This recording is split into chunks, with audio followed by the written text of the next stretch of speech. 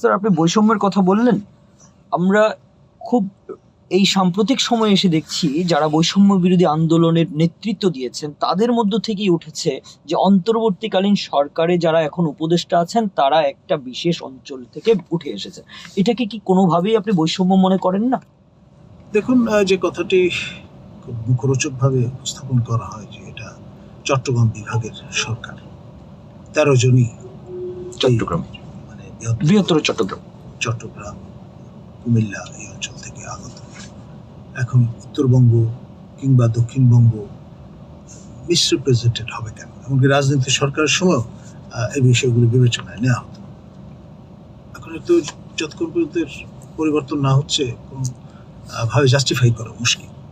মুখপত্র তিনি বলেছেন যে মাত্র 4 জনের এনজিও সংশ্লিষ্টতা আছে, কিন্তু পপুলার পারসেপশন হচ্ছে এটা এনজিওদের সরকার। পারসেপশন তো এমন একটা জিনিস, সেটা তো একদিনে তৈরি হয়নি, নানান কারণে নানানভাবে সেটা হয়েছে। আর সোশ্যাল মিডিয়াম সিলেক্ট করা হয়েছে বলে আমার ধারণা, এবং সেই কারণে সোশ্যাল মিডিয়াম সবচেয়ে বেশি গুরুত্বপূর্ণ ভূমিকা পালন করেছে হাসিনা সরকার উৎখাতের ক্ষেত্রে। কিন্তু নিজেরা দায়িত্ব নেওয়ার পর থেকে এই বিষয়টাকে অতটা আমলে নেওয়া হয়েছে বলে আমার মনে হয় না। সেই জন্যে আমি মনে করি যে যারা এই দায়িত্বগুলো পালন করছেন তাদের অবশ্যই মনে রাখতে হবে যে তারা দায়িত্ব পালন করছেন at the end of the month তাদের পেচেক আসে জনগণের করের টাকায়।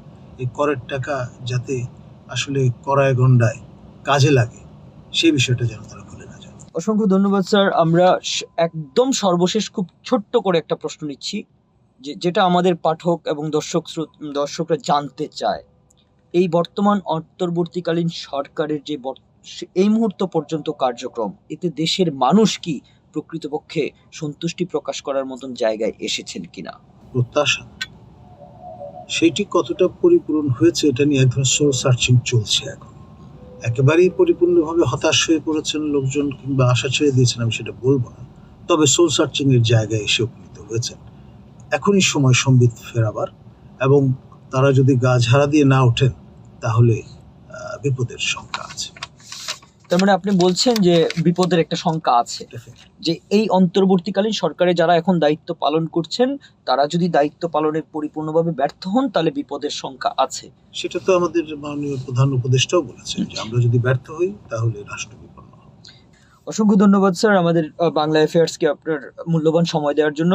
দর্শক শ্রোতাদের কাছ থেকে আজকের মতো বিদায় নিচ্ছি। আমরা আবারও নতুন কোনো অতিথির সঙ্গে আপনাদের সঙ্গে পরিচয় করিয়ে দেব এবং সমসাময়িক ভাবনা নিয়ে আলোচনায় অবতীর্ণ হব।